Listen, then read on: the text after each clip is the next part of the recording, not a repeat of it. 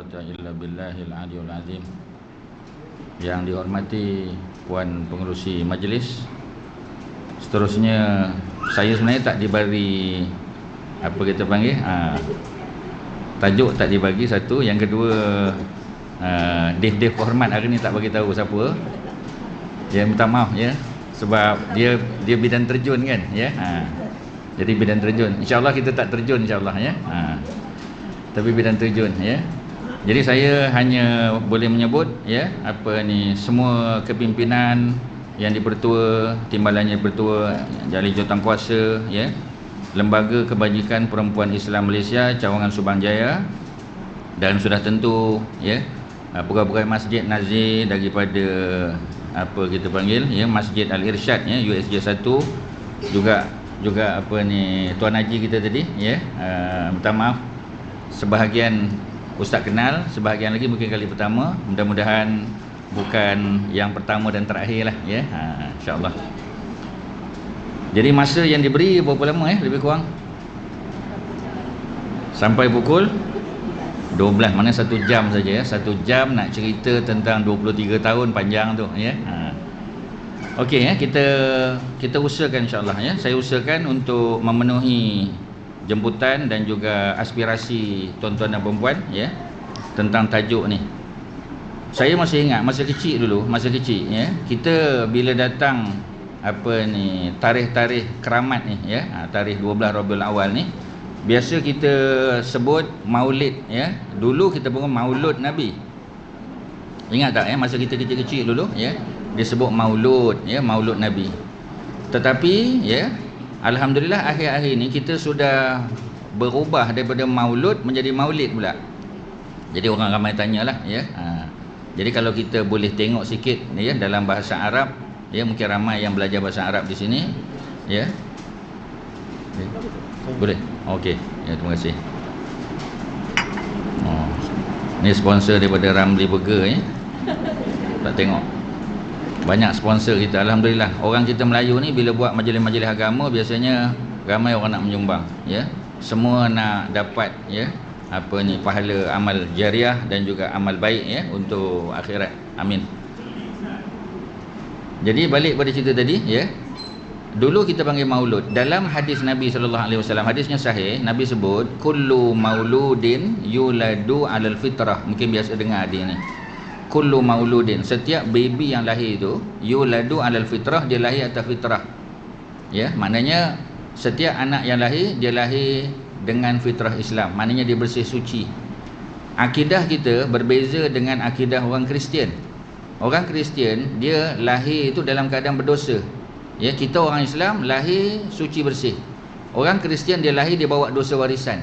Ini akidah dia. Ini sangat berbeza. Ya.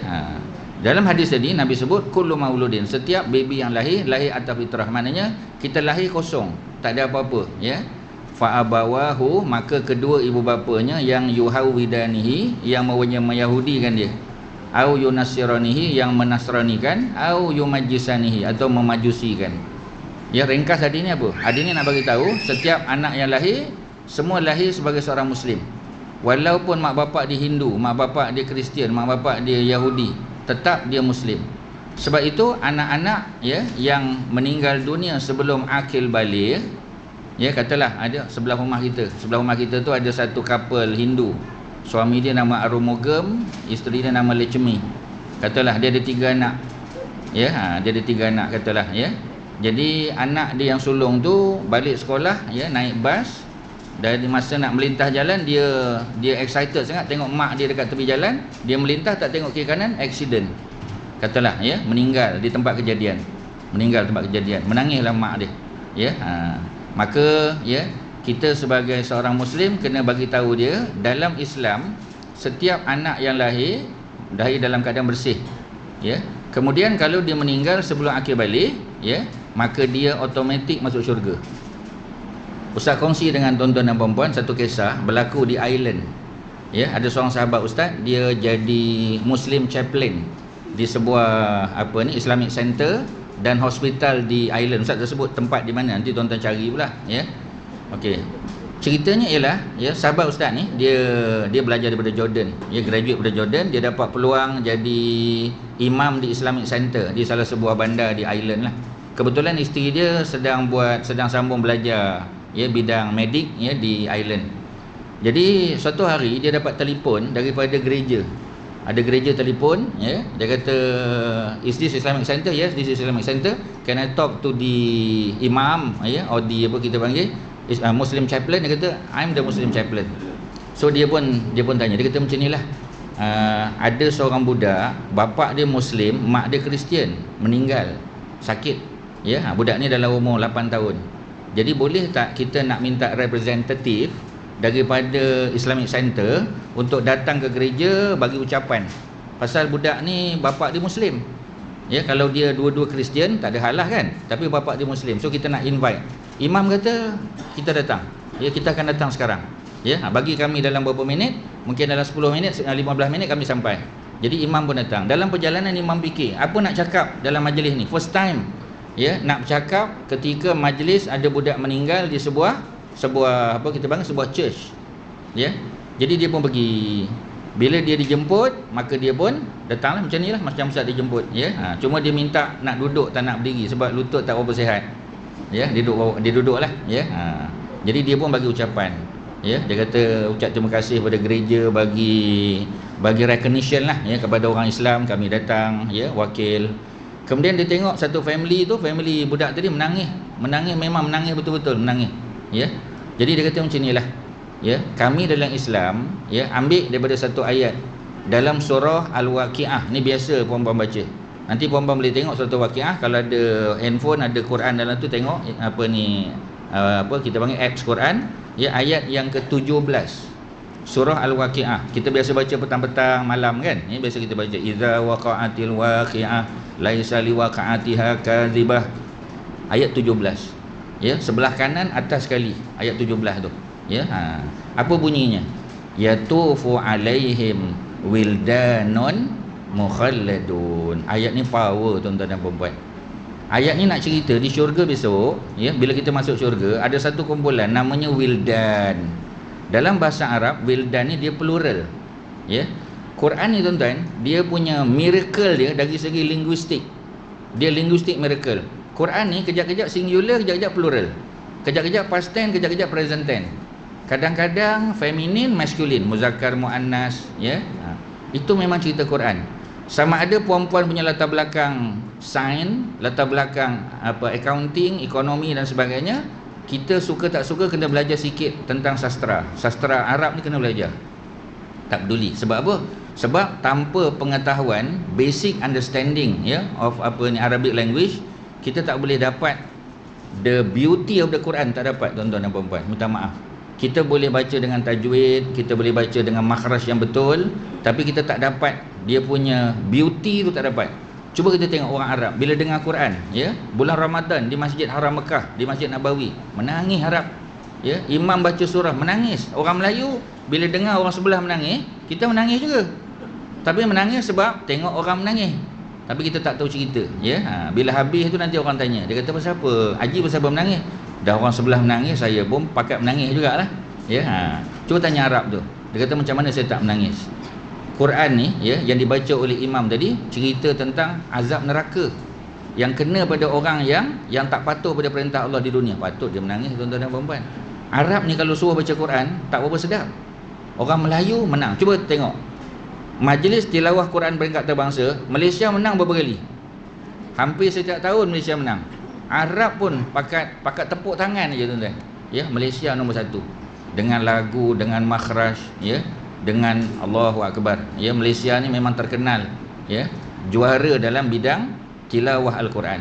Tapi dalam bab memahami kita out sikit tuan-tuan.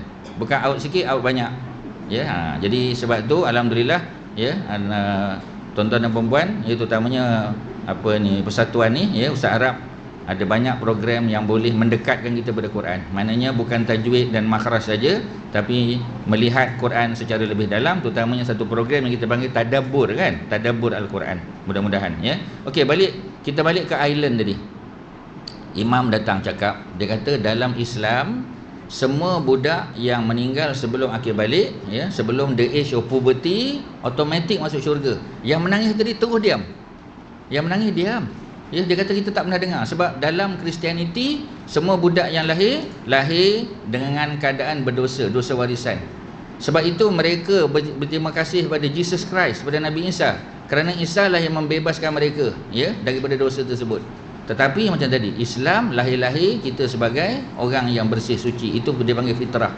Setiap baby, setiap maulud yang lahir itu lahir dalam keadaan fitrah. Ya, dia cerita macam tu. Gembira keluarga tadi. Kerana apa? Kerana rupanya dalam Islam, semua budak yang lahir automatik dalam keadaan bersih masuk syurga. Ya, cuma dia masuk sebagai wildan. Wildan ni pelayan syurga. Maknanya budak-budak yang di bawah umur, yang kerja dia nanti, bila kita makan, kalau kurang dalam, kalau apa kita panggil, ayam masak merah kurang, dia top up ayam masak merah. Kalau daging masak hitam, dia bagi daging masak hitam. Ya, kalau sirap bandung, dia bagi sirap bandung. Ibarat dia macam tu. Memang kerja dia melayan orang syurga. Kita lah insya-Allah, mudah-mudahan mak bapak yang jadi ahli syurga, anak-anak yang melayan kita. Okey, ya, tuan-tuan dan puan-puan. Imam tadi tanya, pasal apa orang Kristian menangis sangat ni? Ya, sebab budak meninggal, nak bimbang apa? Dia kata sebab dalam Kristianiti, dia ada satu konsep, dia panggil apa tuan-tuan? Dalam, ya, baptism. Ustaz tak pasti tuan-tuan pernah dengar ke tidak? Tuan-tuan pernah dengar ke baptism? Tak pernah dengar, ya? Pernah? Saja nak tengok. Siapa yang tahu baptism? Saja angkat je. Nak buat survey. Ya, ni Jabatan Statistik nak buat survey. Ya, tak ramai yang tahu, ya. Baptism ni adalah satu majlis, satu program untuk membersihkan seseorang budak tu daripada dosa warisan. Dia buat majlis macam ni, dia beratur, ya. Kalau tuan-tuan biasa pergi ke Palestin, ya, Kak Kadariah dengan Haji Ramli pun pernah ikut ustaz, ya. Bila kita pergi Palestin, ada satu tempat, ya, dipanggil Sungai Jordan. Sungai Jordan bagi orang Kristian sacred river, ya, sungai suci. Orang Kristian daripada seluruh dunia datang pergi ke sungai itu, dia pakai robe, pakai putih macam perempuan ni. Ada tok imam dia, bra pun tak tahu dia baca. Mereka pun menyelam, ya, duduk masuk dalam sungai, dia bangun. Kejap aja, dalam beberapa saat dia bangun. Bila dia bangun, semua dosa diampun. Jadi tak pelik kalau ramai orang suka masuk Kristian. Dosa ampun senang. Kalau kita dengan taubat, dengan susah kan? Tapi dalam Kristian sangat mudah.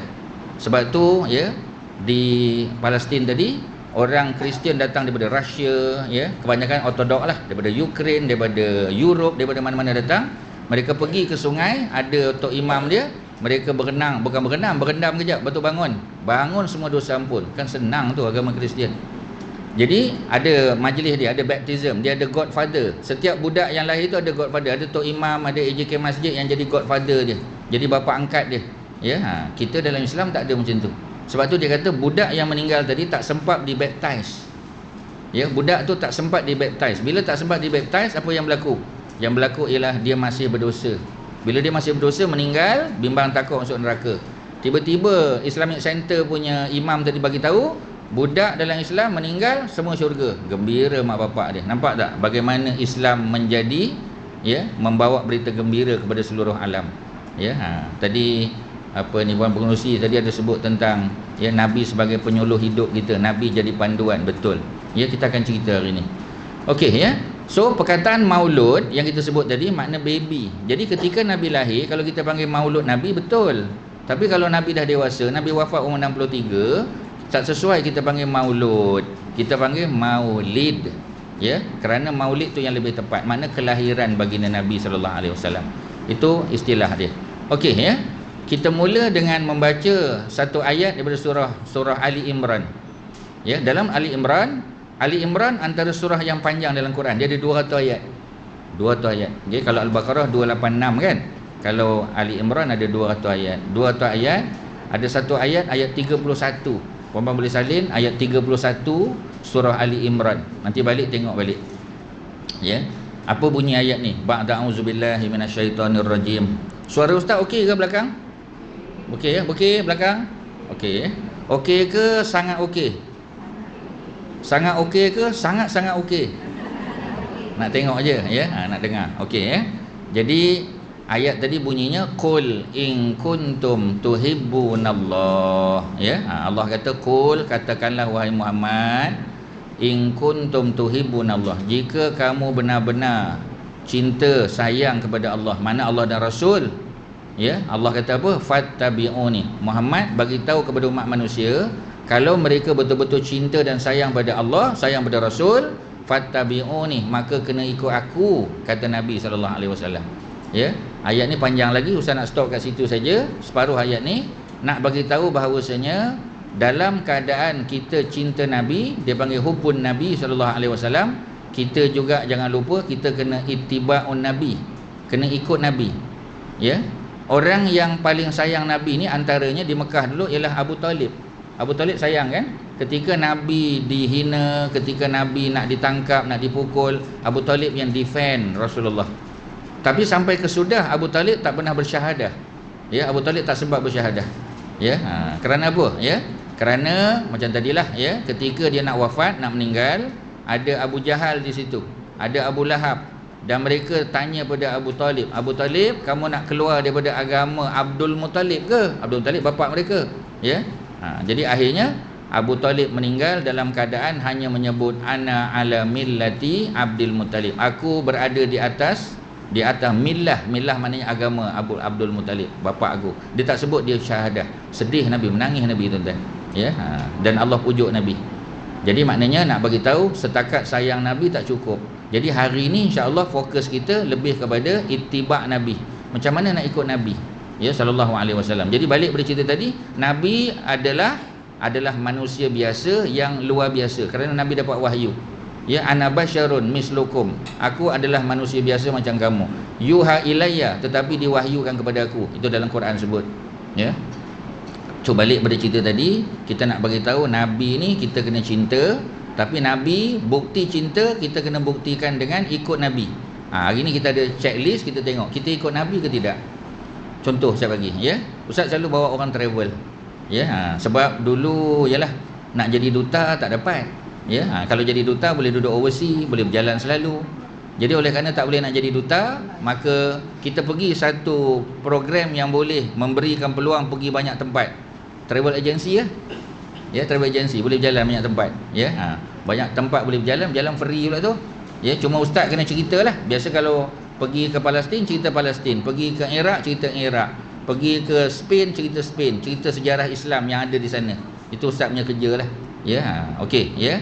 Jadi bila bawa jamaah, kita bawa jamaah, ya, bawa jamaah, kemudian ya, kita keluar biasalah daripada hotel biasa pukul 8, 8.30 kan. Dah sarapan, dah siap semua, kita keluar. Kadang-kadang kita keluar awal lagi. Jadi bila dekat-dekat nak Zuhur, ustaz biasa akan tanya pada jamaah. Ustaz kata bismillahirrahmanirrahim, assalamualaikum tuan-tuan puan-puan, ya. Kita sudah menghampiri waktu Zuhur.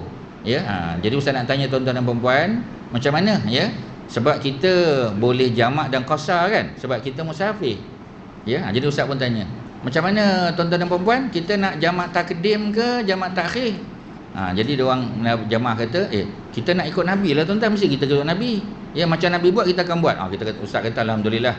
Ya, maknanya mereka sayang Nabi dan mereka nak ikut Nabi. Jadi ustaz kata buat keputusan, angkat tangan, siapa nak jamak takdim?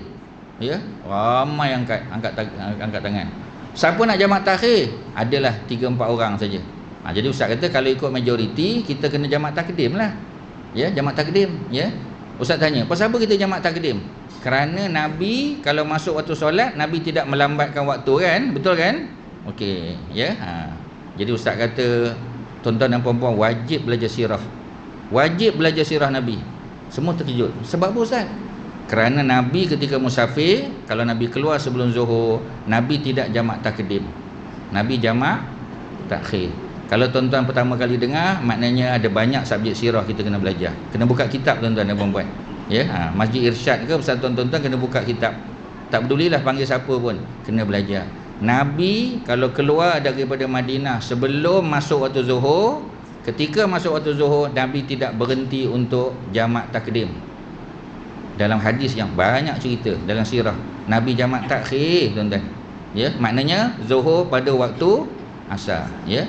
Apa pula isu kita kata, bukankah kita melambatkan waktu solat? Melambatkan waktu solat kalau kita bermukim. Kalau kita mukim betul. Okey ya, kena masuk waktu kena solat. Tapi kalau kita musafir, afdal jamak takhir, bukan jamak takdim. Maghrib Isyak macam mana? Sama. Kalau Nabi keluar daripada Madinah sebelum maghrib, Nabi akan mentakhirkan solat. Ya, cuba tuan-tuan tengok ya, Ustaz bagi benda yang praktikal. Kita dapat telefon, dapat mesej daripada kawan kita, ada sahabat kita meninggal di Melaka, katalah meninggal di Melaka. Sekarang pukul 11.20. Ya, kita pun dengar cerita USJ pergi Melaka berapa jam lebih kurang? Apa Tuan Haji? Berapa jam? 2 jam lah ya. 2 jam tu betul lari 1819 tu.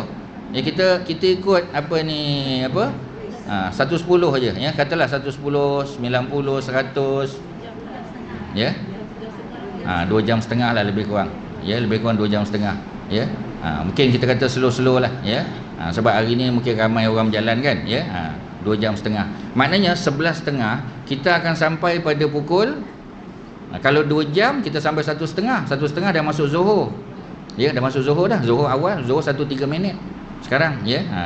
Jadi maknanya bila kita sampai, biasanya sembahyang jenazah dibuat selepas sembahyang Zuhur. Pasal macam sekarang ni nak tunggu orang ramai yang akan mandikan jenazah apa semua sebagainya, kita sembahyang Zuhur, lepas sembahyang Zuhur kita sembahyangkan jenazah. Betul? Bila kita datang ya, kita datang tu ya, jenazah nak disolatkan dah. Ya, kalau kita nak sembahyang Zuhur, nak jamak apa semua kan kelang kabut. Jadi Nabi ya dapat wahyu daripada Allah. Nabi tunjuk pada kita sampai, kalau sempat tengok jenazah sebelum dikafankan, alhamdulillah. Kalau tak sempat, macam tadilah, kita solatkan jenazah. Orang lelaki hantar jenazah pergi ke kubur ya. Dah selesai, kita jumpa dengan keluarga dia, ucap takziah, bagi dia doa apa semua sebagainya, siap borak berbual apa semua, masuk waktu asar. Masuk waktu asar baru kita pergi masjid, kita jamak takhir Zuhur pada waktu asar. Selesa tak? Sangat selesa. Nampak tak tuan-tuan? Hikmah yang besar Nabi ajar kita ya, bagaimana orang yang bermusafir sebelum masuk waktu Zuhur atau sebelum masuk waktu maghrib, mereka akan mentakhirkan solat Zuhur dan maghrib pada waktu yang kedua. Nampak tak? Itu adalah daripada sirah Nabawiyah. Itu makna ittiba' Nabi. Kalau tuan-tuan dan puan-puan musafir jamak takdim sah, jamak takdim sah, jangan kata tak sah. Nanti kata Dr. Zaruddin kata tak sah. Tak sah. Tetapi afdal, pahala lebih besar, takdim ke takhir? Nampak tak tuan-tuan dan puan-puan? Satu benda kita belajar hari ni. Satu ya. Kita pergi nombor 2. Ya, Ustaz ada 24 contoh tuan-tuan hari ni. Ustaz tak tahu berapa yang kita boleh pergi. Kalau tak siap, ada bahagian kedua lah. Perempuan kena buat bahagian kedua lah. Nak buat macam mana kan? Ya, tak siap satu hari, Ustaz ada 24 contoh. Ya, kita pergi contoh nombor 2. Ya, ketika mana tadi kita nak solat jamak takhir, kan kita dah ziarah jenazah, dah pergi rumah orang yang meninggal apa semua kan, dah selesai dah, jumpa keluarga, kawan-kawan sekolah apa semua dulu ya. Maka kita pun singgah di masjid nak jamak takhir. Okey ya. Itu kalau jamak takhir di masjid ya. Katalah ya, kita tengok jam belum pukul 4, belum pukul 4.10, maknanya belum masuk waktu asar. Kita kata tak apalah, nak cepat, kita terus masuk highway. Kita masuk highway dan masuk waktu asar, dah sampai di Aikeroh Melaka. Maknanya kita punya RNR kan, RNR kita pun singgah, kita kata singgah RNR senang. Kita panggil surau pun selesa, tandas bersih apa semua kan, sebab dia ada pekerja. Kita pun singgah. Okey ya, selesai. Kita nak sembahyang Zuhur dan asar jamak takhir, betul? Okey. Persoalan yang kedua, ya. Kita nak buat Zuhur dulu baru asar ke ataupun asar dulu baru Zuhur? Okey, Ustaz bagi multiple choice ya. Multiple choice Ustaz bagi. Ya, Ustaz buat sebab ini kali pertama tuan-tuan dan puan-puan jumpa Ustaz. Takkan Ustaz nak bagi persoalan esei, Ustaz bagi multiple choice. Ya, okey ya. Waktu asar, ya, Zuhur tak buat lagi jamak takhir. Okey ya. Nak buat Zuhur ke asar dulu? A buat Zuhur dulu. B buat asar dulu. C nanti dulu belum habis. Multiple choice 4. Ya. Perempuan jangan tekan buzzer dulu. Masalah pelajar Melayu dia tekan buzzer cepat sangat. Ya, jangan tekan buzzer ya. Okey. A Zuhur dulu. B asar dulu. C mana-mana satu pun boleh. Zuhur boleh, asar boleh. D bukan satu pun yang di atas. Banyak ketawa ya. Puan-puan panggil mensyarah universiti, soalan dia memang level universiti. Mana? A, B, C, D? Ya. A, siapa kata A? Oh, ni semua orang mengaji belaka ni, ya. Orang mengaji belaka. Jawapannya B. Ya. Betul ke? Tak, jawapannya A. Jawapannya A, tuan-tuan dan puan-puan. Kerana Allah buat ya susunan solat sekuen dia tu Zuhur dulu baru Asar. Maknanya Nabi SAW walaupun ketika jamak takhir, Nabi akan mendahulukan Zuhur baru Asar. Ramai tak daripada kita buat Asar dulu baru Zuhur? Dia tak salah, sembahyang sah. Ya, the good news is sah. Tetapi afdalnya tak dapat. Kita tak dapat afdal. Nampak tak tuan-tuan dan puan-puan? Penting tak belajar sirah? Dia bukan penting, dah jadi wajib dah. Dia bukan sunat muakkad, bukan dah, dia wajib dah. Kena buka kitab sirah dah. Okey ya. Soalan kedua, ada 22 lagi. Ya, kita tengok berapa lama kita boleh. Okey ya. Ustaz mukadimah kan macam tu, clear. Okey, kita cerita lain dulu. Orang tanya kita, Nabi Muhammad ni contoh ke? Nabi Muhammad contoh. Nanti orang tanya, ada tak ayat Quran yang bagi tahu Nabi Muhammad ni contoh? Ada. Ya, ayatnya adalah ayat yang ke-21. Ya, surah Al-Ahzab. Tadi kita bagi Ali Imran kan, surah 3 ayat 31. Kita bagi satu lagi. Ya, surah yang ke-33 Al-Ahzab nama dia, ayat yang ke-21. Ya, surah 33 ayat 21. Ya, apa bunyinya? Auzubillahi minasyaitonirrajim. Laqad kana lakum fi Rasulillahi uswatun hasanah liman kana yarjullaha wal yawmal akhir wa dzakarallaha katsira. Ya, apa makna ayat ni? Kita bagi makna ringkas je. Ya. Laqad kana lakum, sesungguhnya Nabi Muhammad sallallahu alaihi wasallam ni bagi kamu, laqad kana lakum fi Rasulillah, pada diri Nabi itu uswatun hasanah. Nabi adalah contoh terbaik. Nabi the best example. Ya, kalau orang nak tengok sebagai seorang ayah, Nabi lah terbaik. Sebagai seorang suami, Nabi terbaik. Sebagai seorang apa? Ya, sebagai seorang anak menantu, Nabi yang terbaik. Sebagai seorang datuk, Nabi terbaik. Ya, ada cerita. Ya, cerita apa? Pada satu hari Abu Bakar, ni cerita sirah. Abu Bakar ni, ya, kita tahu Nabi kahwin dengan anak Abu Bakar kan? Ya, Abu Bakar adalah bapa kepada siapa? Aisyah. Ya, bunyinya ain alif ya. Aisyah. Bukan Aisyah. Kalau Aisyah tu penyanyi yang apa ni, apa kita panggil, yang itulah ya, daripada apa tu kan, Aisyah apa kan namanya tu. Ya, perempuan kenal. Tak, perempuan kalau tak kenal pun angguk je, tak apa. Ya, angguk je ya. Sebab angguk tu dapat pahala insya-Allah ya. Jadi jangan masam-masam sangat muka ya. Maniskan muka. Manis muka boleh pahala tau ya. Jangan lupa ya, dalam hadis. Okey, balik pada cerita tadi. Jadi Aisyah, ain alif hamzah shin tak marbutah, bunyinya Aisyah. Kalau belajar tajwid, ini mad wajib mutasil tau. Mad wajib mutasil 4 atau 5 harakat. Huruf mad bertemu dengan hamzah dalam kalimah yang sama. Ni banyak guru-guru tajwid dari depan ustaz ni. Confirm. Tapi bila nak bercakap Aisyah, ketawa orang. Tak payah 4 harakat lah ya. Kalau kita bercakap Aisyah sudah. Ya, tapi kalau baca dalam nasib baik, Aisyah tu perkataan ni tak ada dalam Quran. Ya. Semua isteri Nabi namanya tidak disebut dalam Quran. Khadijah tak sebut. Aisyah tak sebut. Ya. Satu-satunya perempuan yang namanya disebut secara pasti dalam Quran ialah Maryam.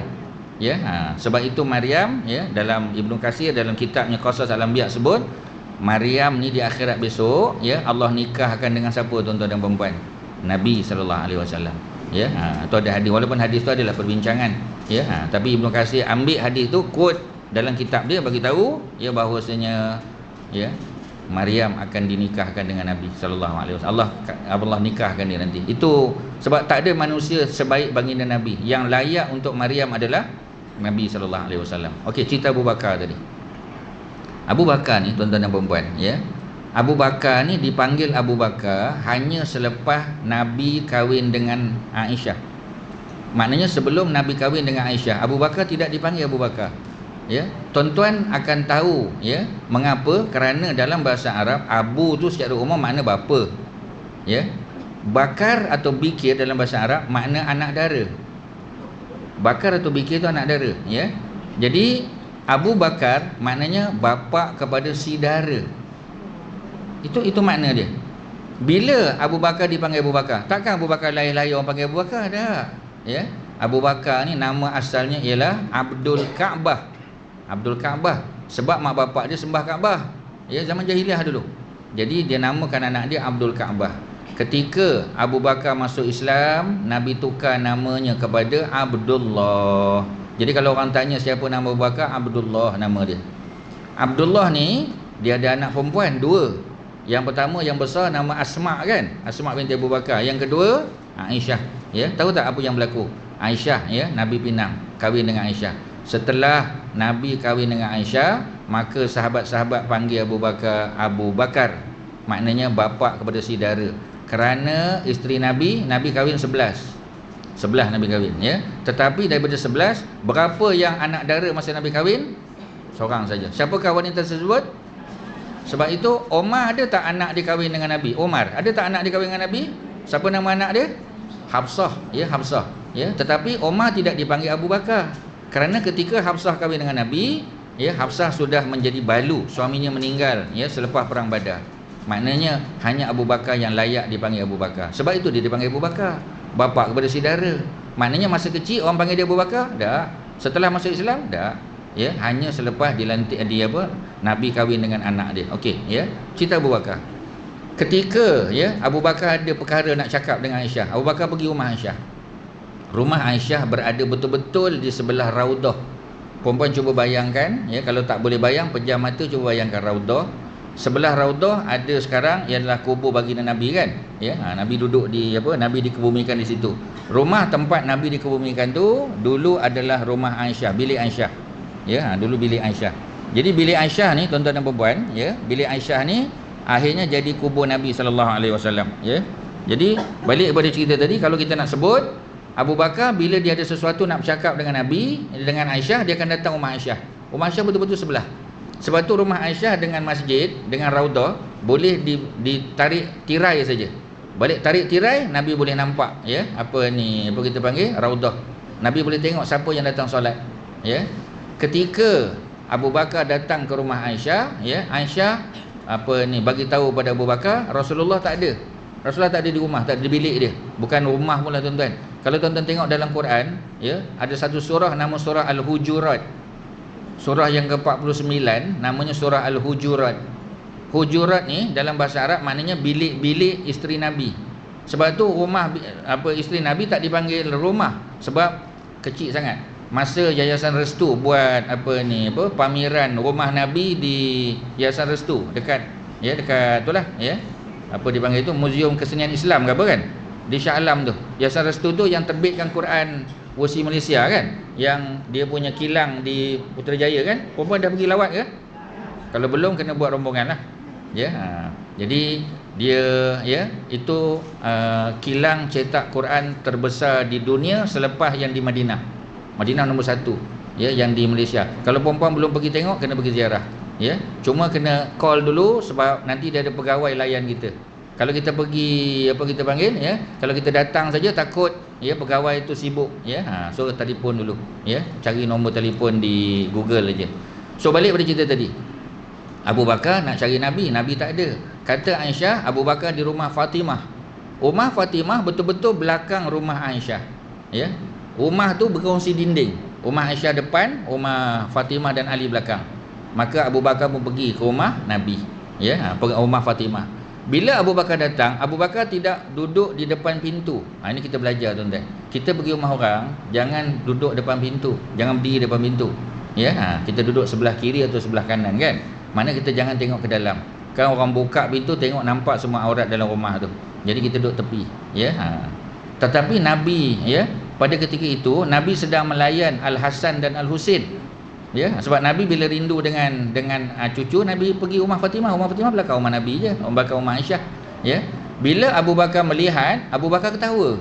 Ketawa Abu Bakar, dalam riwayat sebut Abu Bakar ketawa kerana melihat bagaimana ya Nabi diperkudakan oleh cucunya. Nabi diperkudakan. Tanya datuk-datuk, datuk-datuk biasa tak naikkan cucu atas belakang? Kalau tak, balik yang kena buat, kena cari cucu ya. Kalau tak ada cucu, pinjam cucu orang lain, letak atas kita punya badan. Nabi diperkudakan. Maknanya kalau orang tanya kita, boleh tak kita perkudakan manusia? Boleh. Tapi cucu dengan datuk. Ya, Abu Bakar pun ketawa. Abu Bakar kata hebatnya kuda, ya, hebatnya kuda. Maknanya Abu Bakar nak puji Nabi. Hebatnya kuda ni. Ya, kerana apa? Kerana Nabi yang sedang bawa, ya, cucu dia di atas. Nabi balas, ya, apa kita panggil statement Abu Bakar tadi. Nabi kata apa? Sehebat-hebat kuda ni, hebat lagi penunggangnya. Ketika itu kebetulan Al-Hasan sedang berada di atas badan Nabi. Ya, Al-Hasan duduk atas Nabi. Nabi doa tu. Nabi kata sehebat-hebat kuda ni, hebat lagi penunggangnya. Sebab tu kalau kita baca riwayat cerita tentang Al-Hasan, anak sulung Ali dengan Fatimah, kita akan jumpa Al-Hasan muncul sebagai seorang penunggang kuda yang paling hebat. Ya. Ustaz biasa kalau, ya, cerita pada budak-budak, ya, yang mak rempit, ustaz akan cerita benda ni. Pernah orang tengok Hasan ketika dia naik kuda, tak nampak dia atas kuda tu. Hasan tak nampak. Kuda dia lalu, orang tengok mana Hasan, orang tak nampak. Rupanya tahu tak, Hasan duduk di other side. Ya. Jadi ustaz cabar budak-budak mak rempit ni, ustaz kata setakat buat Superman tak ada hal lah. Al-Hasan duduk tepi. Try tengok duduk tepi, ya, kalau tak jatuh tersungkur, ya. Maknanya doa Nabi. Sebab itu kita sebagai mak ayah, sebagai datuk nenek, kita doakan benda-benda baik kepada cucu kita, anak kita. Ya, sebab tu dalam Islam ni sangka baik. Ya, doakan kebaikan kan bagus. Doakan kebaikan pada orang. Sebab tu bila cucu orang lain dapat 5A, dapat 10A, ya, kita ucap tahniah pada dia. Kita kata pandai cucu awak. Ya. Mudah-mudahan seperti mana cucu awak berjaya, insya-Allah nanti cucu saya pun berjaya. Kena macam tu. Sebab dalam Islam ni, ya, kita doakan kebaikan. Benda baik kita doa pada orang, dia akan datang pada kita. Ya, macam tu kan. Ya, selalu kita dengar apa? Ya, what goes around comes around. Ya, kita doa baik pada orang, ya, insya-Allah kebaikan tu akan kembali pada kita. Itu cara dia, kaedah dia. Jadi, ya, cerita apa lagi cerita yang boleh kita sebut? Nabi contoh dalam semua aspek kehidupan. Okey, tuan-tuan dan puan-puan, ya. Ustaz bagi contoh daripada sirah, ya, tentang itibak ikut Nabi ni, kisah 2 orang isteri Nabi. Okey, ya. Isteri Nabi ada 11 tadi kan? 11, ya. 11 isteri Nabi tu, ya, 10 campur 1 11 lah, ya. Kita kenal kan Khadijah, kenal. Cerita Khadijah semua orang dah tahu. Yang kedua cerita Saudah. Saudah jarang orang dengar. Saudah isteri Nabi jarang orang dengar, ya. Nombor 3 kita ada Aisyah. Jadi kalau orang tanya kita Aisyah isteri ke berapa, kita kata isteri yang ketiga. Okey, Aisyah nombor 3. Nombor 4 Hafsah. Ya. Hari ni ustaz nak cerita seorang isteri Nabi berasal daripada kaum Badui. Nabi ada isteri daripada kaum Badui. Bukan Aisyah, bukan Hafsah, bukan Maimunah, ya, bukan apa lagi, ya. Bukan siapa, ya, bukan Ummu Habibah, ya, Ramlah. Ada seorang, siapa boleh jawab? Ya, isteri Nabi daripada kalangan Badui, siapa dia? Siapa tak dengar? Ada jawapan tu? Nak multiple choice ke? Multiple choice saya bagi, ya. Okey, multiple choice, ya. Isteri Nabi yang daripada Badui. A, ya, Ummu Habibah atau Ramlah. B, ya, B siapa? B adalah siapa nak sebut, ya, isteri Nabi, ya. B, ya, siapa B? B Ummu Salamah, ya, nama sebenarnya Hindun. C, ya, C Maria Al-Qibtiyah. C. D, ya, D siapa kita panggil, ya, D Zainab binti Khuzaimah. E bukan satu pun yang di atas. C siapa? Maria Al-Qibtiyah. Jawapannya tidak, sebab Maria bukan isteri Nabi. Maria bukan isteri. Maria adalah hamba sahaya yang dimiliki oleh Nabi. Dalam Islam hukum, ya, memiliki hamba tu sah kalau hamba tu ada dan boleh diperlakukan macam isteri. Sebab tu jangan pelik kerana, ya, Maria mengandung anak Nabi. Dapat seorang anak nama Ibrahim kan. Tetapi Maria bukan isteri. Banyak orang ingat kalau Maria tu hamba, macam mana Nabi boleh bersama dengan dia? Kerana mereka tak tahu bahawasanya hukum memiliki hamba ni adalah sah, adalah dibenarkan dan boleh diperlakukan perempuan itu seperti mana apa? Seperti mana isteri juga. Sebab tu dia boleh mengandung dengan Nabi. Ya. Kerana Nabi ada contoh isteri yang melahirkan anak. Ya, isteri Nabi yang lahirkan anak seorang saja, namanya Khadijah. Ya, Aisyah pernah tak mengandung anak Nabi? Ya, Aisyah pernah mengandung anak Nabi. Ya, ada ulama Mesir cerita dalam kitab sirah dia. Aisyah pernah mengandung, ya, pernah mengandung anak Nabi, tetapi anak itu keguguran. Kandungan Aisyah keguguran. Sebab itu Aisyah bersedih, sedih sangat Aisyah tu sampai Nabi pujuk dia. Macam mana Nabi pujuk dia? Nabi benarkan Aisyah ambil anak angkat. Sebab tu Aisyah ambil anak angkat daripada siapa?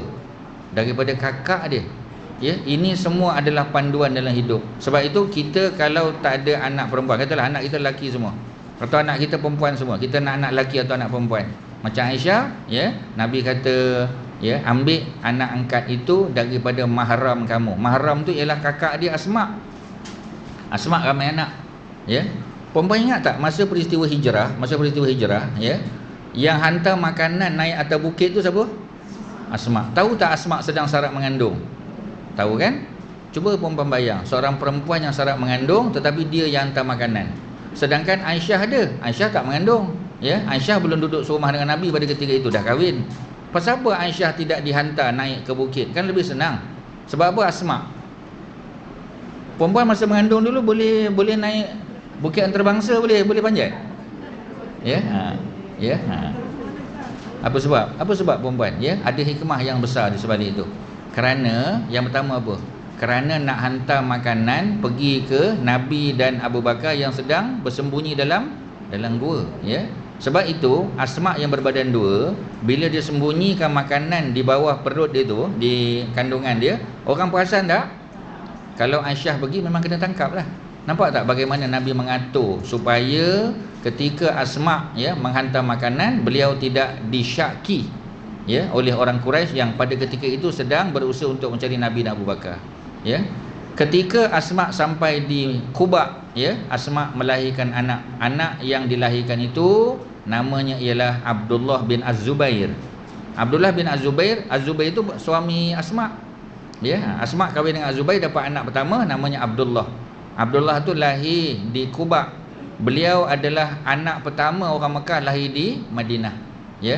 Kita panggil apa? Kita panggil ya, made in Makkah, born in Madinah, ya. Dia orang pertama yang lahir di Madinah di kalangan sahabat Nabi, ya.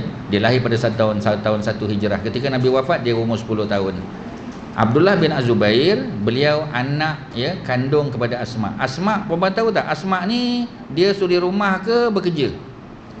Ya, Asma bekerja. Dia bekerja di ladang suami dia. Az-Zubair masa dia di Mekah, dia seorang ceti.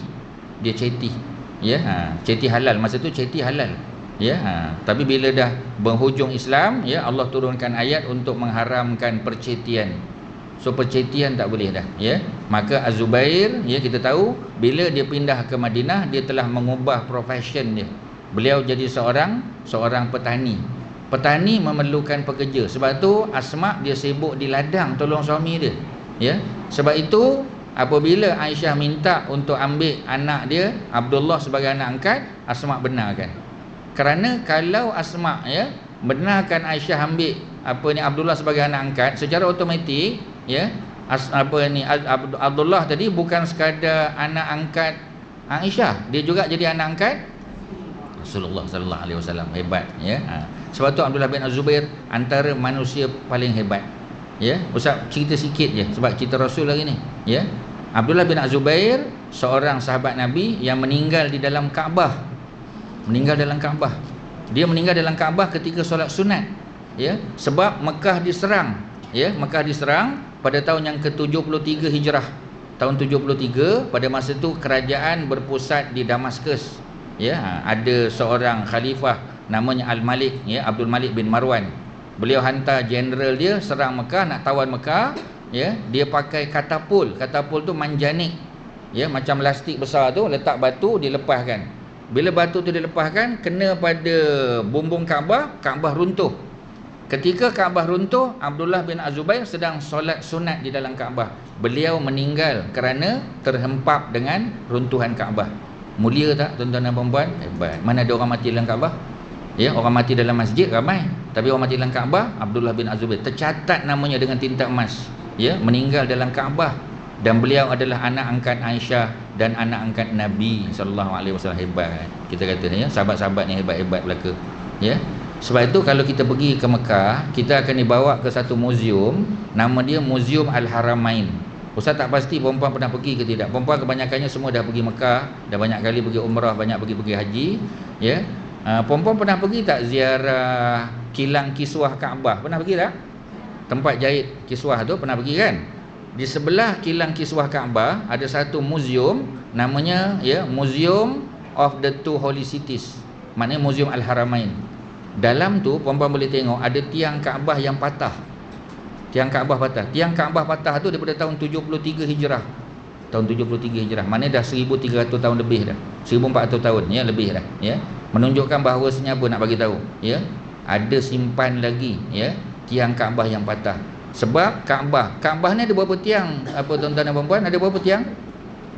Kalau kita tengok daripada luar, nampak Kaabah ni berapa tiang? Dah tentulah 4 kan, sebab dia segi 4. Tapi Kaabah sebenarnya ada berapa tiang? 7. 7. Sebab apa 7? Sebab ada 4 di luar, ada 3 di dalam. Puan-puan boleh YouTube saja, type aja tiang Kaabah ataupun gambaran dalam Kaabah. Tuan-tuan dan puan-puan akan tengok dalam Kaabah ada 3 tiang. Jadi kalau orang tanya kita, apakah satu bangunan 7 tiang? Jawapannya Kaabah. Sebab tu dalam Al-Quran Ustaz bagi satu tips, jarang bagi tahu kat orang ni. Tapi hari ni kita share sempena dengan majlis perempuan ni, kita share saja. Ada satu ayat dalam surah Al-Baqarah, surah Al-Baqarah surah 2 ayat 127. Ayat 127. Muka surat sebelah kiri atas sekali. Puan-puan boleh buka Quran, boleh tengok. Ayat 127, surah Al-Baqarah, Ayat 127 ni cerita Nabi Ibrahim dengan anak dia Ismail bina semula Kaabah. Sebab kalau Ustaz tanya tuan-tuan dan perempuan, mesti tuan-tuan kata, siapa yang mula-mula bina Kaabah? Mesti tuan-tuan dan perempuan akan jawab, Nabi Ibrahim kan? Nabi Ibrahim bukan yang mula-mula bina Kaabah. Kerana manusia pertama yang tawaf di sekeliling Kaabah adalah Nabi Adam. Nabi Adam nombor 1 kan? Nabi Ibrahim nombor 1? Nabi Adam. Lepas Nabi Adam dan Nabi Idris. Nombor 3 Nabi Nuh. Nombor 4 Nabi Hud. Nombor 5 Nabi Soleh. Nombor 6 Nabi Ibrahim. Menasabah tak? Nabi Ibrahim bina Kaabah, tapi Nabi Adam yang tawaf mula-mula. Tak menasabah. Sebab tu para ulama sebut, dalam Ibnu Katsir dia sebut, kemungkinan besar ketika Adam sampai di Mekah, Kaabah sudah dibina oleh malaikat. Itu yang pertama, pendapat pertama. Pendapat kedua kata yang bina Kaabah itu adalah Nabi Adam dan anaknya Nabi Syis. Adam ada seorang anak nama Nabi Syis. Ini Ibnu Katsir juga sebut. Puan-puan boleh dapatkan satu buku yang menarik, namanya Ensiklopedia Kisah Para Nabi dan Rasul.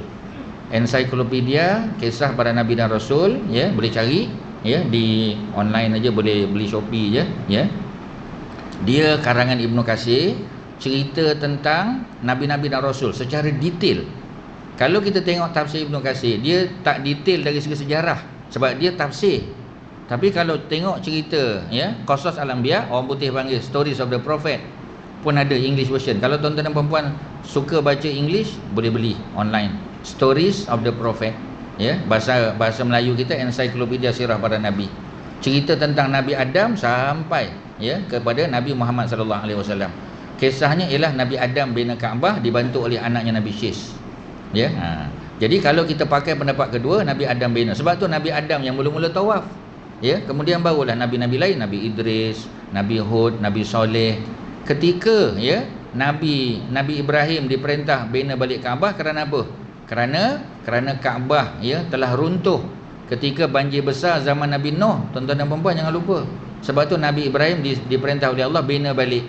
Sebab tu dalam Quran tadi Allah sebut, wa iz yarfa'u Ibrahimul qawaida minal baiti wa Ismail, ila akhiril ayat.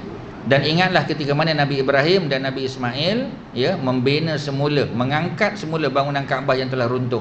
Kerana banjir besar zaman Nabi Nuh menyebabkan Kaabah runtuh, maka Allah perintah Nabi Ibrahim bina semula. Maknanya yang bina kali pertama bukan Nabi Ibrahim. Ibrahim bina semula. Ayat tadi ayat 127, itu senang Ustaz selalu ingat, kerana ada satu binaan namanya Kaabah. Berapa orang yang bina? Ada 2, Nabi Ibrahim dan Ismail. Berapa tiang? 7 tiang. Cuba tengok ayat 127. Satu bangunan, 2 construction company yang bina, Ibrahim Sendian Berhad dan Ismail Sendian Berhad, dan 7 tiang. Tu ingatlah, jangan lupa 7 tiang. Kalau orang tanya kita berapa tiang Kaabah, 7, 4 di luar, 2 di dalam. 4 di luar, 3 di dalam. So 7. 127 ayatnya. Okey, tuan-tuan dan puan-puan, ada apa-apa soalan nak tanya setakat ni? Ada apa-apa nak tanya? Ya, silakan. Ya, belum tak tanya, soalan tu kan pada perempuan. Soalan tadi kan pada perempuan kan, ya. Jadi Maryah bukan, sebab Maryah orang Mesir, bukan Badui. Ya. Yang pertama tadi siapa? Ummu Habibah. Ummu Habibah orang Mekah, anak Abu Sufyan, bukan Badui. Ya. Kemudian yang kedua Ummu Salamah tadi kan? Ummu Salamah Hindun, ya, juga orang Mekah, bukan Badui. Maryah Kiptiah si tadi, orang mana? Orang Mesir. Yang keempat Zainab binti Huzaimah, orang Mekah juga. Jawapannya bukan satu pun yang di atas. Tu jawapan dia, ya. Jadi siapa sebenarnya? Jawapannya ialah Juwairiyah binti Al-Haris. Perempuan dah jawab tadi, ya. Cuma mungkin tak kuat. Juwairiyah binti Al-Haris. Okey, kita cerita Juwairiyah daripada hadis Sahih Bukhari. Ya. Ni cerita nombor 3, ya. Cerita nombor 3 yang ada soalan lah, ya. Apa cerita dia? Ceritanya ialah, ya, pada satu hari ketika Nabi datang ke rumah Juwairiyah, maknanya giliran Juwairiyah, ya. Kebetulan masa Nabi datang ke rumah Juwairiyah, bilik Juwairiyah, Juwairiyah sedang berpuasa. Dia sedang puasa sunat. Ya, kebetulan hari tu hari Jumaat. Ya. Jumaat ni boleh puasa. Ya, Kak Qadariyah, boleh puasa ke? Kalau apa? Sempurna sesuatu, ya. Sempurna, okey, ya. Yang boleh, tak apa, kita tengok hadis ni dulu, ya. Kejap lagi kita jawab. Jadi hari tu hari Jumaat, maka Nabi tanya pada Juwairiyah. Ya, Nabi kata asumtil ams. Juwairiyah, asumti, adakah engkau berpuasa al-ams? Ams tu semalam. Maknanya hari Khamis dia puasa tak? Juwairiyah kata tak. Ya, Nabi tanya soalan pertama, Nabi kata puasa tak? Ya, Juwairiyah kata aku tak puasa semalam. Ya, okey. Nabi tanya soalan kedua, ya. Nabi kata aturidina antasumi ghadan. Ya, aturidina, adakah kamu hendak antasumi untuk berpuasa pada esok hari, mana hari Sabtu? Ya, Juwairiyah kata la. Nabi kata Juwairiyah aftiri, Juwairiyah bukalah kamu. Mana Nabi tak benarkan dia puasa Jumaat saja, tuan-tuan. Ya, maknanya kalau nak puasa Jumaat kena ganding dengan Khamis ataupun kena ganding dengan Sabtu. Melainkan kalau orang yang puasa selang sehari. Ada tak orang puasa selang sehari? Ada. Nabi Daud lah. Ya, sebab tu kan Nabi puji orang yang puasa Nabi Daud. Ya, Nabi kata Nabi Daud kana yasumu yauman, dia puasa sehari, wa yuftiru yauman, dan dia buka sehari. Maknanya puasa Isnin, Selasa buka. Puasa Rabu, Khamis buka. Puasa Jumaat, Sabtu buka. Jadi orang yang puasa selang sehari, ya, tu tak ada masalah. Sebab memang dia selang sehari. Jatuh pada hari Jumaat boleh tak puasa? Boleh. Ataupun Jumaat yang jatuh pada hari 13, 14, 15. Ya, sebab dia akan puasa 3 hari. Boleh tak, ya? Katalah jatuh pada hari Khamis, boleh. Khamis, Jumaat, Sabtu. Kalau jatuh pada Jumaat, Sabtu, Ahad, boleh. Ya. Tapi kalau Sabtu, kalau dia Ahad, Isnin, Selasa, maknanya tak kena Jumaat, so tak boleh puasa Jumaat saja. Maknanya Nabi tegur Juwairiyah. Okey, Ustaz bagi tahu. Juwairiyah ni dia masuk Islam antara isteri Nabi yang paling lambat masuk Islam. Dia antara salah seorang. Ada seorang lagi, tapi dia antara yang lambat. Dia orang Badui, dia bukan orang Mekah. Isteri-isteri Nabi lain dia ada advantage sebab dia masuk Islam awal dan mereka orang Mekah. Ya, orang Mekah dah masuk Islam sejak sebelum hijrah lagi. 13 tahun kan Nabi duduk di Mekah, ya, untuk dakwah, ya. Kan Nabi dapat wahyu umur berapa? 40 kan? Nabi dapat wahyu umur 40. Kemudian Nabi dakwah di Mekah selama 13 tahun. Perempuan catat saja, 40 Nabi dapat wahyu. 13 tahun Nabi dakwah di Mekah. Maknanya ketika hijrah berapa umur Nabi? 53. Jangan lupalah, ya. Jadi ingat 40 campur 13, ya, 53 kan. Kemudian Nabi hijrah ke Madinah. Berapa tahun Nabi duduk di Madinah? Nabi duduk 10 tahun. Kerana Nabi wafat pada usia 63 kan. Hijrah 53, wafat 63, berapa tahun Nabi duduk di Mekah? Di Madinah? 10 tahun lah. Ya, jadi 40, 53, 63. Ya, jadi berapa tahun Nabi dakwah di Mekah? Ialah 13 tahun. Di Madinah 10 tahun. Ya. Jadi 40, 13 campur 10. Ya, ataupun 40, 53 dan 63. Perempuan dapat ke? Ustaz laju sangat ke? Ya. Sebab Ustaz lupa nak bagi tahu, dia syarat belajar kelas sirah ni, dia matematik kena kredit SPM. Sebab tidak congak-congak tak dapat nanti. Ya, sebab Ustaz dah banyak kali test, ya. Dia congak. Dia kata saya Ustaz English A1. Matematik kredit. Okey, Ustaz kata okey. Boleh layak masuk. Ya, kita akan bagi satu dua soalan matematik kejap lagi ya. So balik pada cerita tadi, kita nak bagi tahu bahawasanya Nabi punya isteri macam Khadijah, Aisyah, Saudah tadi kan, Hafsah, Zainab binti Khuzaimah, Zainab binti Jahash ya. Kemudian Maimunah. Ni semua orang Mekah. Jadi orang Mekah ni dia ada advantage sebab dia jumpa Nabi dah daripada dulu lagi. Juwairiyah dia baru masuk Islam.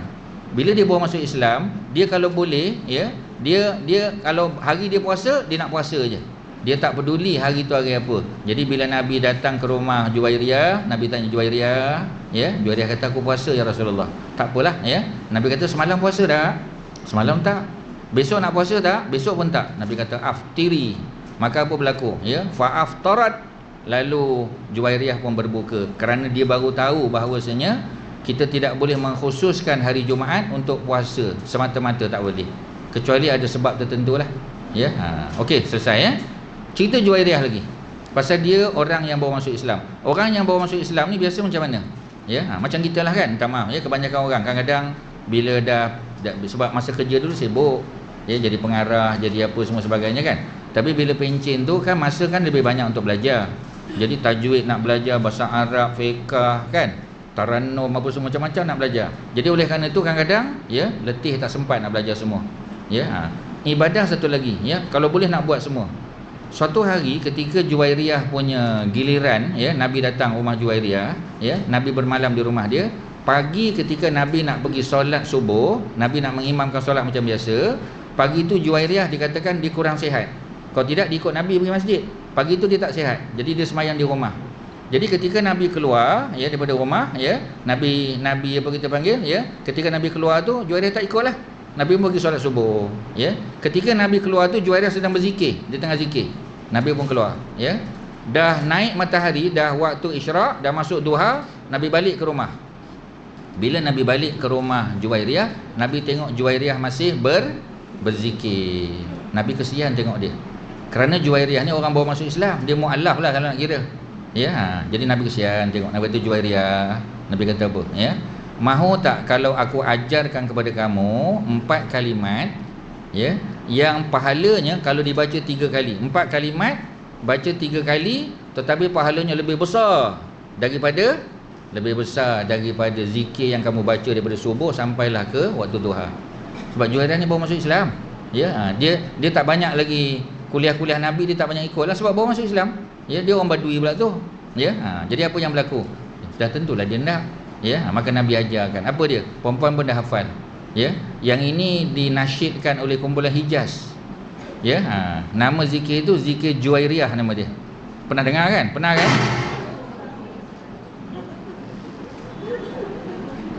Ya, jangan apa ni periuk gulai tertumpah sudah ya. Tak makan kita nanti ya. Tak apa ya. Zikir apa tadi? Juwairiyah. Ya, nama penuhnya Juwairiyah binti Al-Haris. Juwairiyah binti Al-Haris ya.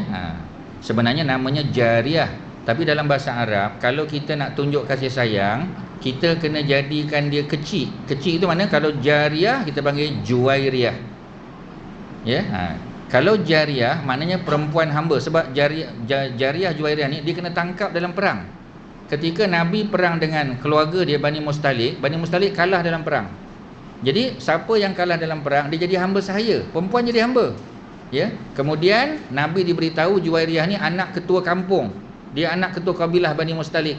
Maka Nabi offer dia untuk dibebaskan dan berkahwin dengan Nabi. Sebab kaedah Nabi berdakwah, Nabi kahwin dengan anak ketua kabilah. Bila Nabi kahwin dengan anak ketua kabilah, the whole kabilah menerima Islam pada masa itu. Ya, maknanya nak bagi tahu bahawasanya Nabi punya kaedah untuk ajak orang masuk Islam. Ingat tak Nabi ada di Mekah ada Abu Sufyan. Abu Sufyan lawan Nabi tak? Lawan Nabi. Dalam perang Uhud dia jadi ketua, dalam perang Khandaq dia jadi ketua. Ya. Nak ajak Abu Sufyan masuk Islam, payah Abu Sufyan nak masuk Islam. Tetapi setelah Nabi kahwin dengan anak perempuan Abu Sufyan, namanya ialah Ramlah. Ya, perempuan boleh salin, Ramlah binti Abu Sufyan. Ketika Nabi kahwin dengan anak dia Ramlah binti Abu Sufyan, apa yang berlaku? Abu Sufyan malu Allah dengan Nabi. Kerana Nabi kahwin dengan anak dia. Anak dia pula baru kematian suami. Ya. Anak kepada Abu Sufyan ni, ya, apa ni Ramlah, dia masuk Islam dan dia berhijrah ke negeri Eritrea. Eritrea tu di Afrika sana, Ethiopia lah dulu tuan-tuan panggil. Ya, suami dia meninggal, setelah habis iddah, Nabi offer untuk jadi suami dia. Ya, dia terima. Ya, cuba kita bayang. Dalam keadaan ya, dia berada di luar negeri, tak ada suami, tiba-tiba Nabi datang selamatkan dia jadi isteri Nabi. Ya. Abu Sufyan bila dengar cerita ni, dia rasa malu. Kerana Nabi ni dia hina, dia lawan Nabi, ya, dia bunuh para sahabat Nabi. Tiba-tiba Nabi yang samalah yang telah menyelamatkan anak dia. Ambil anak dia daripada tak ada suami jadi ada suami. Nabi jadi suami. Sebab tu akhirnya Abu Sufyan masuk Islam. Ya, maknanya orang Quraisy juga ketika mendengar Nabi buat benda baik kepada Ramlah, maka mereka terbuka hati untuk menerima Islam. Juwairiyah sama, tuan-tuan dan puan-puan, ya. Juwairiyah juga ketika ya dia apa kita panggil ditangkap, ya. Kemudian Nabi bebaskan, Nabi ambil dia sebagai isteri. Kemudian keluarganya memeluk Islam, termasuklah bapa dia Al-Haris. Mereka ini badui kaya. Ketika Bani Mustalik kalah dalam perang lawan dengan Nabi, ya, ribuan ya apa kita panggil unta dan juga biri-biri yang ditangkap. Ya, besar dapat ghanimah pada masa itu. Juwairiyah dibebaskan dan masuk Islam, Nabi ambil sebagai isteri. Para sahabat kata apa? Para sahabat kata, kalau Juwairiyah ditangkap, dibebaskan jadi isteri Nabi, maknanya ahli keluarga Juwairiyah itu adalah ipar-duai Rasulullah. Cuba kita bayang, bapa Juwairiyah yang dulu bukan Islam, sekarang Juwairiyah kahwin dengan Nabi kan, apa jadi pada bapa dia? Bapa dia jadi bapa mertua Nabi, mak dia jadi mak mertua Nabi, adik-beradik dia jadi ipar-duai Nabi. Jadi mereka semua dibebaskan. Ketika mereka dibebaskan, Syekh Mubarak Furi kata, mereka kebanyakannya memeluk Islam. Maknanya perkahwinan memang salah satu cara bagaimana nak melembutkan hati ni kadang-kadang. Ya, biasa tak dengar kisah ya, kisah cikgu. Ni dua orang pengetua sekolah. Pengetua sekolah. Seorang pengetua sekolah Bukit seorang lagi ialah Bukit satu lagi ada dua. Ada dua bukit, Bukit A dan Bukit B lah ya. Dua-dua ni sekolah dia berlawan-lawan. Macam debat, pertandingan bola, pertandingan netball apa semua. Kadang-kadang sekolah A menang, kadang sekolah B. Jadi dua-dua pengetua ni macam rival lah. Ya, Allah takdirkan kedua-dua mereka pergi umrah. Ya, bila pergi umrah, dua-dua pengetua tak bawa suami sebab suami tak dapat cuti, dua-dua pengetua tu pergi. Ya, oleh kerana mereka pergi bersendirian, tak ada siapa kawan sebilik, ya, mereka didudukkan sebilik. Cuba bayang, dua-dua pengetua ni, ya, pengetua kan, perempuan yang pengetua cuba tengok. Pengetua kalau jalan macam mana? Lain macam. Ya, lain pengetua berjalan lain. Dia ya berbeza pengetua dengan apa kita panggil ya guru apa kita panggil guru seni kan ya, guru apa kita panggil ya seni lukis ke seni apa ke kan lain, beza ya. Jadi dua-dua ni duduk satu bilik ya, mereka twin sharing lah ya. Yang seorang suka kipas, yang seorang suka aircon. Perempuan dah tahu kan ya, itu cerita di Mekah lah biasa ya. Dia pasang aircon, dia switch off, ni switch on, switch off, switch on, bergaduh ya. Terpaksa apa yang kita panggil mutawif datang leraikan. Ya, itu hari pertama. Hari kedua masih macam tu. Masuk hari ketiga, alhamdulillah, ya. Sebab apa? Sebab ketika ya, pengetua yang pertama tadi masa tawaf dia tergelicik. Kebetulan orang yang mop tu, dia kan tak cuci bersih. Yang pengetua B ni dia tergelicik, ya. Pengetua A itulah yang datang, dia pula kebetulan ya, boleh urut-urut sikit. Ini bukan kisah benar ya. Nanti orang kata kisah benar. Ini semua kisah yang tidak ada kaitan dengan yang hidup maupun yang telah meninggal. Ya. Jadi apa berlaku ya? Dia tolong urut. Alhamdulillah urut. Yang luka tu dia ambil plaster, ya, handy plus dia balut. Masa tu pandangan cikgu B ni terhadap cikgu A berubah. Selama ni aku bergaduh dengan dia, ya. Bergaduh tu bukan sebab kita ada masalah, tak. Sekolah aja. Sukan ya untuk debat dan sebagainya. Pasal apa kita nak bergaduh? Patutnya boleh kerjasama. Alhamdulillah sejak tu mereka jadi baik. Tahu tak akhirnya apa berlaku? Cikgu A ada anak lelaki belajar UIA. Cikgu B ada anak perempuan ya belajar UM. Ya, alhamdulillah disatukan, kedua-duanya jadi kawan baik, tak tahu, lebih pada adik-beradik. Maknanya nak bagi tahu ya, kadang-kadang tadilah ya, memanglah peristiwa tu tergelicik dekat tempat tawaf. Tapi perkahwinan anak-anak mereka tu menjadi sebab untuk mereka menjadi rapat serapat-rapatnya. Kalau Allah nak buka pintu hati kita, boleh tak? Allah boleh buat. Ya, Allah boleh ubah macam tu aja. Ya, sebab tu apa doa kita ketika sujud? Ya, Allahumma ya muqallibal qulub. Itu antara doa sujud yang Nabi selalu baca. Perempuan, walaupun perempuan baca apa ni, apa kita panggil, subhana rabbiyal azim wa bihamdi, perempuan boleh tambah beberapa bacaan lain. Sebab tu kita tengok imam Arab biasanya dia rukuk lama, dia sujud lama, lama sikit tak daripada kita, lama. Apa antara doa yang mereka baca? Antaranya seperti mana disebut oleh Imam An-Nawawi dalam kitabnya Al-Azkar, Allahumma ya muqallibal qulub, ya Allah engkau yang membolak-balikkan hati, ya, sabbit qalbi atau sabbit qulubana ala dinik, tetapkan hati kami atas agamamu, wa ala ta'atik, dan di atas ketaatan padamu. Tuan-tuan dan puan-puan, ni doa yang selalu kena baca, ya, doa ni selalu kena baca, terutamanya Nabi baca ketika sujud, sama ada solat fardu ataupun solat sunat. Maknanya kalau imam baca lama sikit, tuan-tuan boleh tambah tak doa ni? Boleh. Ini memang antara doa khusus Nabi baca ketika sujud. Apa bunyinya? Allahumma ya muqallibal qulub, sabbit qulubana pun boleh, dua-dua boleh, dua-dua riwayat ada. Sabbit qalbi singular, sabbit qulubana plural, boleh dua-dua. Sabbit qalbi atau sabbit qulubana ala dinik wa ala ta'atik. Bacalah tuan-tuan dan puan-puan. Manusia ni boleh diubah hatinya. Kalau Allah nak ubah, Allah boleh ubah. Tuan-tuan puan-puan ada soalan tak? Silakan. Ada apa nak tanya? 12 lebih dah. Ya, perempuan tengok jam, ustaz saja je tak pandang, ya. Sebab takut masa dah habis, rupanya dah habis. Ya. Ya, silakan. Doa Juwairiyah tadi. Okey, ya. Tu soalan yang patut ditanyalah, ya. Jadi yang disebut sebagai, dia bukan doa, dia zikir Juwairiyah.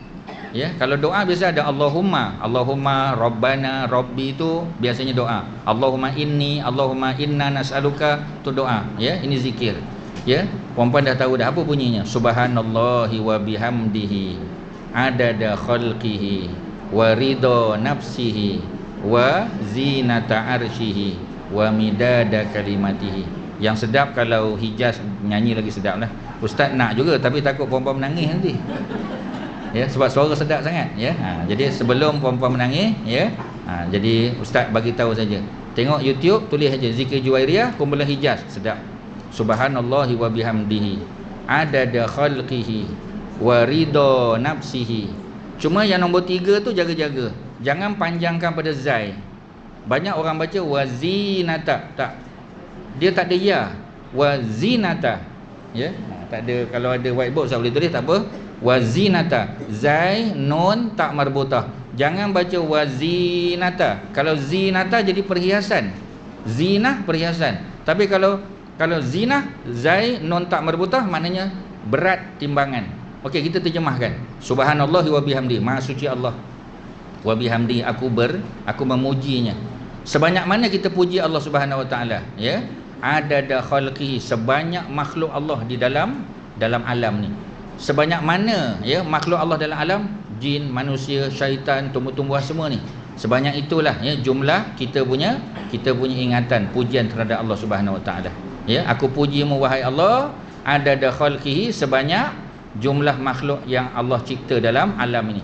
Yang kedua, ya, waridha nafsihi, ya, dengan banyaknya redha Allah Subhanahu wa taala. Seluas redha Allah ni, banyak itulah kita punya puji Allah Subhanahu wa taala.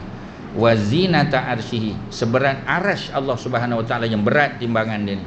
Kemudian wa midada kalimati, sebanyak kalimah-kalimah, ya, suci Allah Subhanahu wa taala. Perempuan, ini zikir yang diajar oleh Nabi kepada Juwairiyah. Nak bagi tahu bahawasanya Juwairiyah, ya, zikir ni tak mesti banyak, tetapi yang terbaik. Ya, macam doa tadi kan, nak baca subhana rabbiyal azim wa bihamdihi, bacalah. Ya, tetapi pasal apa tak tambah? Ya, apa tambah tadi? Ya muqallibal qulub, ya muqallibal qulub sabbit qalbi atau sabbit qulubana ala dini wa ala ta'ati, boleh. Ya, kalau zikir tadi, maknanya zikir ni kata para ulama, ya, yang terbaik kita baca antara solat subuh dengan waktu duha. Ya, waktu duha kita 28 minit, ya, selepas daripada terbit matahari. Itu ikut kalender Jaiz dan Jawi, tuan-tuan. Antara tu kita baca. Kalau tak sempat baca sebelum duha, waktu duha. Ya, kita kata ni waktu duha lagi. Sekarang waktu duha tak? Waktu duha, ya. Sebab tu bila kita masuk masjid pada waktu ni, orang lelaki terutamanya, hari Jumaat. Bila kita masuk masjid pada hari Jumaat, ya, Zuhur 1-2 minit, 1-3 minit. Kita sampai 12.30. Bila kita sampai 12.30 masuk masjid, kita angkat takbir kan? Allahu Akbar. Niat apa tu? Ya, niat apa sekali lagi? Multiple choice ke? Ya. masuk masjid pada waktu duha, niat duha. Niat duha. Tak payah tato masjid. Kerana tato masjid sudah terangkum. Sebab tu perempuan kena belajar. Ustaz sebut selalu, ya. Perempuan duha kat rumah berapa rakaat? Dah jelas berapa rakaat biasa buat? Dah buat 4. Kalau 4 boleh tambah 2 lagi.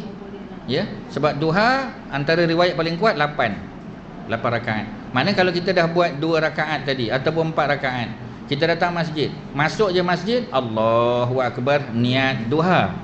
Ya, dapat duha dan dapat tahiyatul masjid. Kerana tahiyatul masjid dia tidak mesti kita sebut lafaz dia, tak sebut. Ya, kita tak sebut tahiyatul masjid, tapi dapat pahala tahiyatul masjid kerana dia terangkum dalam duha. Ya. Okey. Subuh sebagai contoh, ya. Ni Ustaz bagi panduan tuan-tuan dan puan-puan. Ni kata nak itibak Nabi kan, cinta Nabi ni Maulid Rasul, kita selawat, kita puji Nabi, kita cinta Nabi, tapi kita kena ikut macam Nabi. Ya. Yang mana yang kita mampu buat kita kena buat.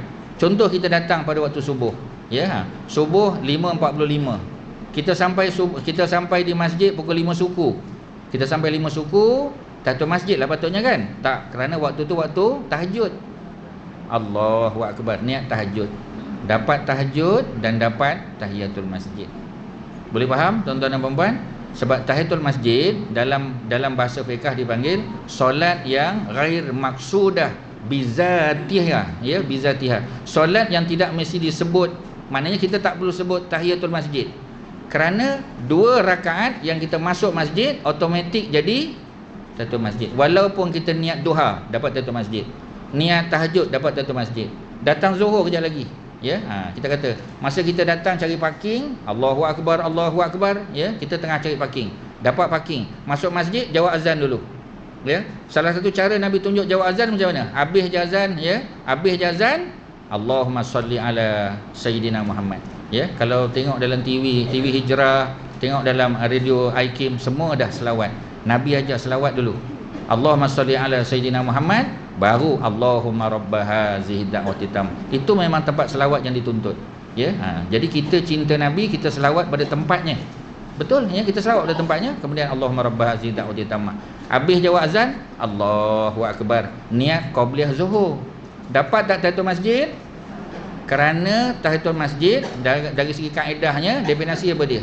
Ya, iza dakhala ahadukum al-masjidah, apabila seorang tu masuk dalam masjid, fala yajlis, jangan dia duduk, hatta yusalli, sehingga dia solat rakaatain. Ya, minimum rakaat, 2 rakaat minimum. Dapat pahala qabliyah zuhur dan dapat juga pahala tahiyatul masjid. Nampak tak agama ni tuan-tuan? Agama ni sebenarnya tak susah tuan-tuan dan puan-puan, tapi kita kena buat ikut SOP dia. Ya. So itulah yang boleh Ustaz sampaikan pada hari ini. Banyaklah tuan-tuan. Dalam masa 20 Nabi 13 tahun Mekah, 10 tahun Madinah, Ustaz nak kumpulkan dalam masa 1 jam, impossible. Tak boleh tuan-tuan. Superman pun tak boleh buat. Ya, Superman pun tak boleh, ya. Jadi itulah, ya, mudah-mudahan jadi mukadimah, ya, kepada apa kita panggil minat kita untuk belajar sirah, hadis-hadis Nabi, ya. Dan kalau perempuan apa ni suka, perempuan boleh datang. Ada kuliah-kuliah banyak Ustaz juga di sini. Antaranya kuliah di masjid apa tu, Darul Ihsan. Ya, Masjid Darul Ihsan, Ustaz ada mengajar kitab Syama'il Muhammadiyah. Syama'il tu hadis-hadis riwayat Imam Tirmizi, menarik hadis dia, cerita macam-macam.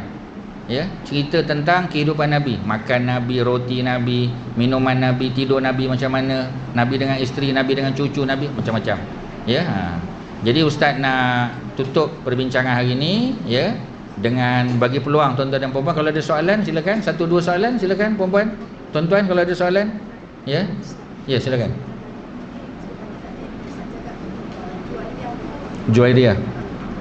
Dia kena tangkap dalam perang tu jadi hamba tu.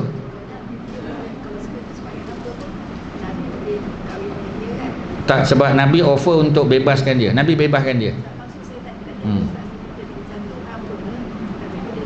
Boleh. Maknanya kalau Nabi tak nak kahwin dengan dia pun boleh. Ya, tetapi Nabi kahwin dengan dia sebab apa? Sebab dakwah tadi. Pasal dia anak ketua kabilah. Bila Nabi kahwin dengan dia, Nabi bebaskan, Nabi kahwin, semua keluarga dia dibebaskan dan mereka masuk Islam beramai-ramai. Sekarang tak ada hamba.